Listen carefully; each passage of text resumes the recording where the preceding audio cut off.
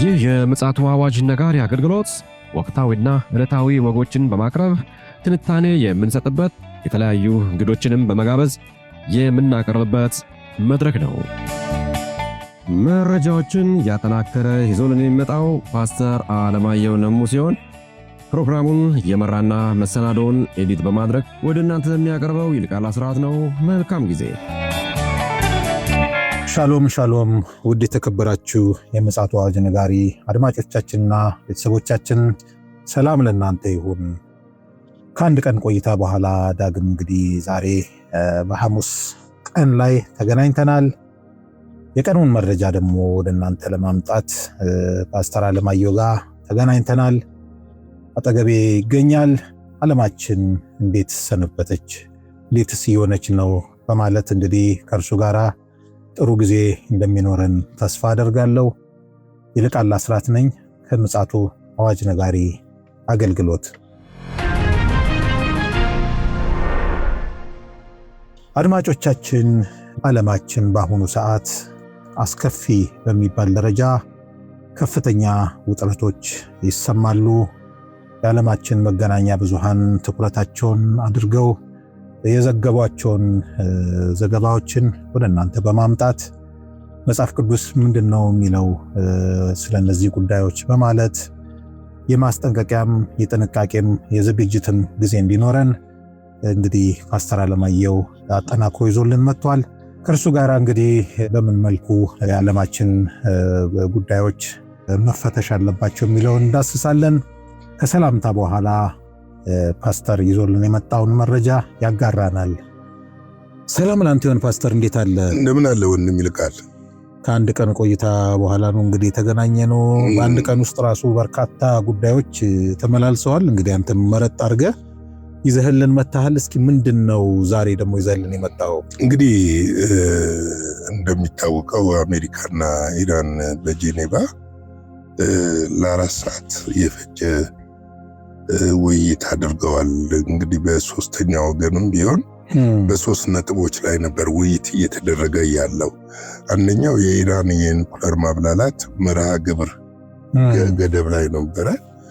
ሁለተኛው በኢራን ላይ የተጣለው ማዕቀብ የማላላት ጉዳይ ሲሆን፣ ሶስተኛው በመካከለኛው ምስራቅ ያለውን የጦርነት ስጋት መቀነስ የሚል ነበር። እነዚህ 3 ሐሳቦች ነበር በዋና ላይ ውይይት እየተደረገ ያለው።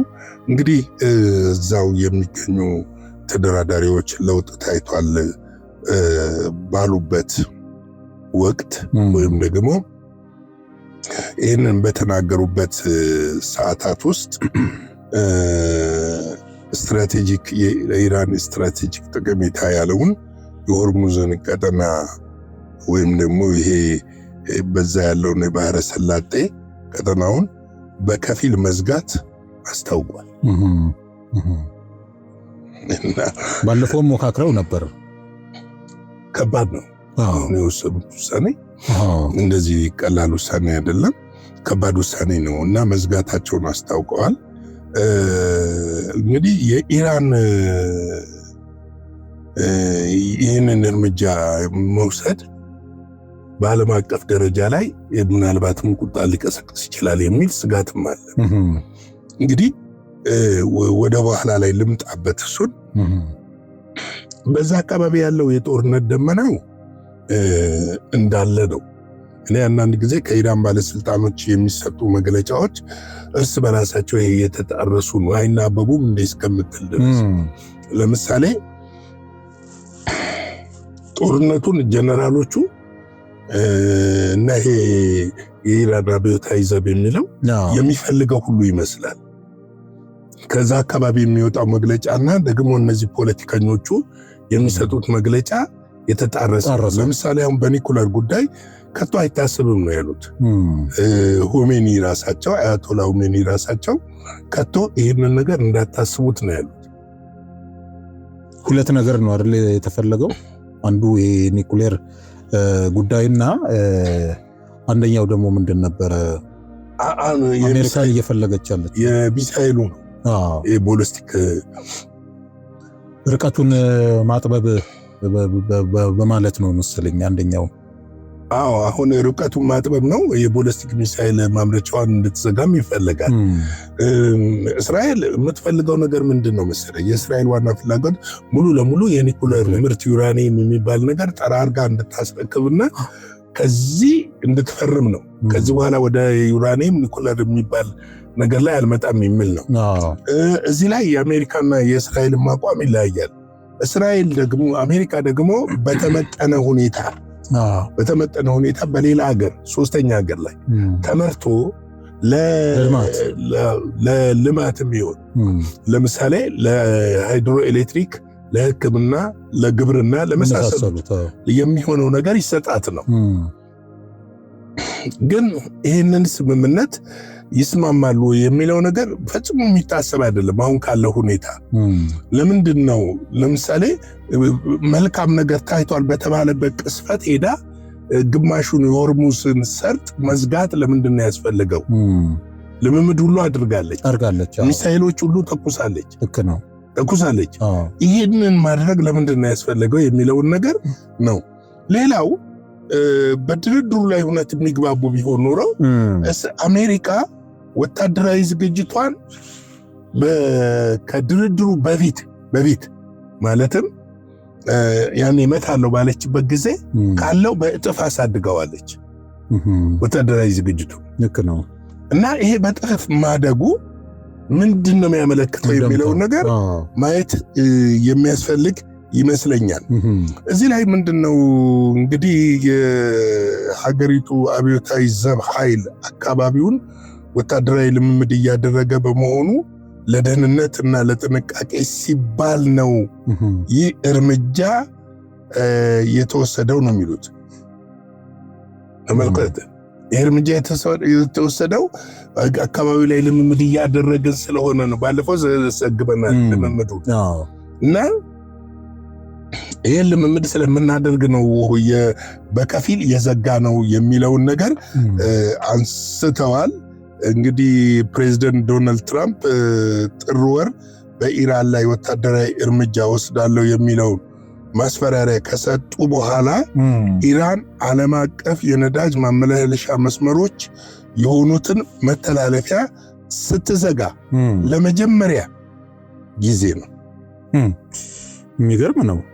ይሄ የሚገርምህ በኦማን በኩል ከኦማን ነው የሚነሳው ይሄ ባህረ ሰላጤ እና በኦማን በኩል አድርጎ በተለይም አሁን ወደ አውሮፓ የሚሄዱ ድፍድፍ ነዳጆች በላይ በኩል ነው የሚሄዱት። በዛ በኩል ነው የሚሄዱትና አንድ እንደው ትንሽ መረጃ ለማግኘት ሞከርኩኝ። በመካከለኛው የሚገኘው ይህ የባህር መስመር የዓለም የነዳጅ ገበያ የሚያልፍበት ከፍተኛ መስመር ነው፣ ቁልፍ መስመር ነው። በአመት 31% ዓለም ከሚጠቀመው ማለት ነው፣ 1/3 ማለት ትችላለህ። 31% የነዳጅ መተላለፊያ ይሄ ሆርሙዝ ሰርጥ ነው። በ2025 ከ13 ሚሊዮን በርሜል ድፍድፍ ነዳጅ በላይ በዛ መስመር ተሸጋግረዋል። አሁን ይሄ ማሽነሪዎችን ጭነው የሚያልፉ አሉ፣ ሸቀጥ ጭነው የሚያልፉ አሉ፣ መኪኖች ጭነው የሚያልፉ ብዙ ነገሮች አሉ። አሁን የነዳጅ ብቻ ቁልፍ መስመር እንደሆነ ነው። 31% ካለ በሲዩስ ካናል ምን ያህል ፐርሰንት ይተላለፋል፣ በታች በደቡብ በኬፕ ታውን ምን ያህል ነው የሚተላለፈው የሚለውን እንግዲህ የዓለም አገናኝ የሆኑ ወሽመጦችን ስትመለከት ምን ያህል ሊተላለፍበት እንደሚችል አስብ። ይህንን አሁን በከፊል የዘጋችው ይህ በሆነ በሰዓታት ውስጥ የዓለም የነዳጅ ዋጋ አሻቅቧል፣ 3% ጨምሯል። ከዚህ ቀደምም እኮ እንደዚህ አይነት ነገሮች ተከስተዋል አይደል? በኢራን አማካኝነት ይሄ ኦፔክ ሀገሮች በሚል በኢራን ላይ በተፈጠረው ይሄ ቀባ ምክንያት በጣም ክላይማክስ እንዲሁም አድርጎ ነበር። 100 ምናምን ገብቶ ነበረ። ምንድነው አሁን 3% የጨመረው በከፊል ስለተዘጋ ነው። ሙሉ በሙሉ ብትዘጋው ሌላ ጉዳይ ሆን ነበር። ሙሉ ለሙሉ ብትዘጋው በአውሮፓ በአፍሪካ በአጠቃላይ በዛ መስመር ነዳጅ የሚያጓጉዙ ሀገሮች ከፍተኛ የኢኮኖሚ ቀውስ ይገጥማቸዋል። ስለዚህ እዚሁ ላይ ልንገር፣ ጦርነቱ ከተነሳ ሐውቲ ቀይ ባህርን ለመዝጋት ተዘጋጅቷል። ሆርሙዝ ሰርጥ ተዘጋ። አሁን አንድ መስመር ያለው በጣም አሰልቺና ረጅም መስመር ያለው የኬፕታውን መስመር ነው። ስለዚህ የዓለም ኢኮኖሚ ምን ያህል አደጋ ላይ ሊወድቅ እንደሚችል ግልጽ እንደሆነ ያመለክታል። እንግዲህ የ86 ዓመቱ የኢራኑ መንፈሳዊ መሪ ፕሬዚደንት ትራምፕ በአካባቢው ያሰማሩት ግዙፍ የባህር ኃይል በመጥቀስ የአሜሪካ ጦር በዓለም ላይ ጠንካራ ሊሆን ይችላል፣ ነገር ግን ዳግመኛ መነሳት የማይችልበት የኃይል ጥፋት ሊደርስበት ይችላል ብለዋል። የነገሩን አስከፊነት ነው እንግዲህ እዚህ ጋር የሚያሳየው። የጦርነቱ ጥሩና ቆንጆ የለውም። ይሄ ብቻ አይደለም። እስራኤል ደግሞ በዚህ ውስጥ ከፍተኛ ዝግጅት እያደረገች ነው። እንደውም ትናንትና በጣም ተፈርቶ ነበረ፣ አንዳንድ ምልክቶች እየታዩ ስለነበረና አሁን ኢራን ካላት ከፍተኛ የድሮን ክምችት ምናልባትም ሁሉም መጥተው ማርገፍ ይችላሉ የሚለውን ነገር ከጥናት አንጻር ሲታይ ከዚህ በፊት አንተም አንስተዋል። ለአንድ ድሮን አንድ ከፍተኛ ወጪ ያለው ሚሳኤል መተኮስ ያለች አሁን እዛ አካባቢ አሜሪካ አዘጋጅታለች እየተባለው ከ600 የማይበልጡ ሚሳኤሎች ናቸው። ወደ 600 የሚጠጉ ክሩዝና ቦሊስቲክ ጸረ ሚሳኤሎች ክሩዝ ሚሳኤሎች እና ጸረ ሚሳኤሎች ናቸው። ምናልባት ይሄ ጦርነት ማስፈራሪያ የሆኑ የሚሉም አሉ። ነገር ግን ማስፈራሪያ እንዳልሆነ የምታውቀው ደግሞ የእግረኛ ጦራቸውን በጆርዳን ሜካናይዝድ ጦራቸውን በጆርዳን ለማስገባት ከፍተኛ ዝግጅት እያደረጉ ነው ያሉት እና አሜሪካና ከዚህ በፊትም ጠቅሰነዋልና እንግዲህ ኢቨን አብርሃም ሊንከን መርከብ ላይ ራሱ ወደ 5000 የሚጠጉ ወታደሮች እንዳሉ ይነገራል። እንግዲህ ኩሜኒ ይህን ብለው ተሳልቀዋል። የአሜሪካ ጦር መርከቦች የኢራን ኢላማ ሊሆኑ እንደሚችሉ በኤክስ ገጻቸው ላይ በግልጽ አስጠንቅቀው ጽፈዋል። ስለዚህ ነው የተጣረሰብኝ። አሁን እዛ ጋር የረገበ ነገር አለ ይባላል ጄኔቭ ላይ የወጣው ነገር ግን ደግሞ እዚህ ጋር ያለ ወታደራዊ ዝግጅቶችን ስትመለከታቸው እጅግ አደገኛ ነው። ብቻ እንደው ፓስተር ከመደምደም በፊት እንደው መንፈሳዊ ነገር እዚህ አካባቢ ስለሚያስፈልግ እንደው ይህን ነገር ማንሳት በጣም ውስጤ ስለፈለገ ነው እና በዳንኤል በትንቢተ ዳንኤል 10 ላይ መቼም እንደነዚህ አይነት ጉዳዮች ፖለቲካዊ ይዘት እንዳላቸው ይታወቃል። እንደው ከፖለቲካው ባሻገር ያለውን ነገር እኔ ብዬ ነው ከዚህ ሁሉ በስተጀርባ የጨለማው ኃይል እንዳለ ምንም ጥርጥር የለውም። በዳንኤል 10 ላይ የተጠቀሰ አንድ ጥቅስ አለና ይሄ የፋርስ አለቃ የሚለው መንፈስ ለዳንኤል ይመስለኛል ገብርኤል መልአኩ ገብርኤል መልእክት ይዞ ሲመጣ እንደተገዳደረው ነው እዛ ላይ የሚናገረውና እንደው እዚህ አካባቢ ላይ እያጠነጠነ ያለ የመናፍስት አሰራር ከበስተጀርባው አለ ወይ? ምክንያቱም እዚህ አካባቢ ያለው ነገር ለዓለም ሁሉ ሊደርስ እንደሚችል በግልጽ እየተናገርን ያየን ነውና እንደው ምን አይነት ምልከታ አለ እንደው ከመንፈሳዊ አንጻር ለአድማጮች? እንግዲህ ይሄ ቀጠና ከፍተኛ የክርስቶስ ተቃዋሚ የሚነሳበት ቀጠና ነው። መካከለኛው ምስራቅ እንደምታውቀውና አውሬውም የሚነግስበት ነው። እንግዲህ ለአውሬው መንገስ መመቻቸት አለበት። እኔ ሁሉ የሚምለው ነገር አለና የፋርስ መንግስት አለቃ ግን 21 ቀን ተቋቋመኝ። እነሆም ከዋነኛው አለቆች አንዱ ሚካኤል ሊረዳ መጣ። እኔም ከፋርስ ንጉሥ ጋር በዚያ ተውሁት ይላል። መንፈስ አይሞትም። መንፈስ ሁልጊዜ አለ። እንግዲህ እዚህ ጋር የመጨረሻውን ዘመን መልእክት ለዳንኤል ለማድረስ መልአኩ ገብርኤል ተልኮ በመጣበት ሰዓት ነው ጸሎቱ እንደተመለሰና የጸሎቱ ምላሽ እንደመጣ ሊነግረው ባለበት ሰዓት ነው እዛ በሰማይ ፋይት የተደረገው። አሁን ያ የሰማዩ ፋይት ወደ ምድር ወርዷል፣ በሰዎች ውስጥ ነው ያለው እና አሁን ላይ እስራኤልን ማጥፋት ነው የሚፈልጉት እነሱ። እስራኤልን ግን ለምንድነው ማጥፋት የሚፈልጉት? እስራኤልስ በእውነት ትጠፋለች ወይ ብለህ ስትል አትጠፋም። ቁልፉ ጥያቄ እሱ ነው። አትጠፋም፣ እንደማትጠፋ ይታወቃል። ግን ምንድነው አውሬው በዛ በኩል እስራኤልን ለማጥፋት ለምንድነው ይሄ የሆነው ሲል አይሁዶች ሐሰተኛውን ክርስቶስ እንዲቀበሉ ሰላም አመጣልን እንዲሉ ይህንን የጎግ ማንጉግ ጦርነትን እንዲያሸንፉ ምን ያደርጋል? መንገድ ያመቻቻል። ከዛ ይሄው ሰላም አረኩላችሁ ይላል። ለምሳሌ አውሬው አንዱ ቃል ኪዳን የሚያደርገው ከዚህ ከፋርስ መንግስት ጋር ነው። አንዱ ቃል ኪዳን የሚያደርገው ከጎግ ጋር ነው። ግዛቱ የሱ ነው። ግዛው ከጎግ ጋር ነው። አንዱ ቃል ኪዳኖችን የሚያደርገው ከአውሮፓውያን ሀገሮች ጋር ነው። መልኩን እየቀያየረ ቃል ኪዳንን ያደርጋል። ያ ቃል ኪዳን ደግሞ ምንድነው? እርሱ እንዲነግስ ነው። ግን ለ3 ዓመት ከ6 ወር ብቻ ነው የሚነግሰው።